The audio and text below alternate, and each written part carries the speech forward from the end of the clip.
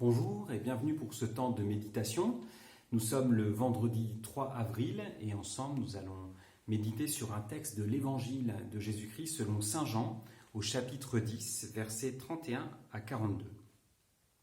En ce temps-là, de nouveau, les Juifs prirent des pierres pour lapider Jésus. Celui-ci reprit la parole. « J'ai multiplié sous vos yeux les œuvres bonnes qui viennent du Père. Pour laquelle de ces œuvres voulez-vous me lapider ?»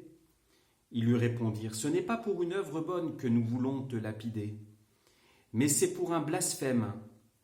Tu n'es qu'un homme et tu te fais Dieu. » Jésus leur répliqua, « N'est-il pas écrit dans votre loi, j'ai dit, vous êtes des dieux ?» Elle les appelle donc des dieux, ceux à qui la parole de Dieu s'adressait, et l'écriture ne peut être abolie. Or, celui que le Père a consacré et envoyé dans le monde, vous lui dites, « Tu blasphèmes parce que j'ai dit, je suis le Fils de Dieu. » Si je ne fais pas les œuvres de mon Père, continuez à ne pas me croire. Mais si je les fais, même si vous ne me croyez pas, croyez les œuvres. Ainsi, vous reconnaîtrez, et de plus en plus, que le Père est en moi et moi dans le Père. Eux cherchaient de nouveau à l'arrêter, mais il échappa à leurs mains. Il repartit de l'autre côté du Jourdain, à l'endroit où au début Jean baptisait, et il y demeura. Beaucoup vinrent à lui en déclarant « Jean n'a pas accompli de signe, mais tout ce que Jean a dit de celui-ci était vrai. » Et là, beaucoup crurent en lui. Acclamons la parole de Dieu. Nous avons un passage qui marque le point central de l'accusation qu'on retrouvera au moment de la Passion dans le procès de Jésus. Celui-ci a dit « Je suis le Fils de Dieu ». Il s'est fait Dieu, l'égal de Dieu. Alors on voit, il y a deux façons de prendre l'expression être fils de Dieu. Il y a une façon faible, telle qu'elle est déjà présente dans l'Écriture, et Jésus la mentionne, nous sommes tous enfants de Dieu, puisque Dieu est la source de la vie, donc en quelque sorte, il est notre Père à tous. Mais ceux qui l'accusent ont bien compris en quel sens Jésus dit « Je suis le Fils de Dieu ». D'ailleurs, il ne le dit jamais directement, pour une raison simple, c'est que ça pourrait être mal compris, comme au sens des mythologies anciennes, où il y a des hommes qui sont engendrés des dieux, donc une sorte de demi-dieu.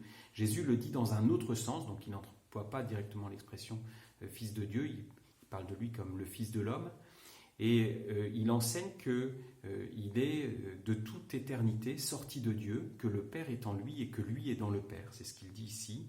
Le Père est en moi et moi dans le Père. Et donc, ce que Jésus enseigne sur son identité, c'est ce que nous redisons dans le credo, que Jésus est le Fils de Dieu, et c'est vu comme un blasphème. Et donc, l'enseignement principal de notre foi, sur le fait que Dieu est amour, Dieu est Père, Fils et Saint-Esprit, et qu'il y a cette joie à entrer dans la foi en Dieu par cette filiation, en étant unis à Jésus, on peut découvrir que Dieu est notre Père, qu'il y a cette tendresse de Dieu, qu'il y a cet amour de Dieu, qu'il y a cette humilité aussi de Dieu. Ça, c'est quelque chose qui, sur le plan de la raison, est difficile à accepter, puisqu'on assigne à Dieu une manière d'être, et c'est ce que font beaucoup de traditions religieuses, et ce qu'on font les hommes à travers les âges, en disant on ne peut pas dire ça de Dieu. Or, notre foi, c'est d'accueillir Dieu tel qu'il s'est révélé lui-même. Et donc, on va demander cette grâce au cours de ce temps de la Passion, de pouvoir être renouvelé dans ce qui pour les uns est un scandale, mais qui pour nous est vraiment notre joie, de découvrir qu'en Dieu, il y a cette source d'amour paternel qui nous aime tendrement en son Fils unique Jésus-Christ. Et donc, demandons cette grâce d'être profondément unis à Jésus et d'accueillir de plus en plus, comme nous dit Jésus, d'accueillir de plus en plus cette vie intérieure qui grandit en nous, cette joie de l'amour du Père qui nous est révélé dans son Fils unique Jésus-Christ.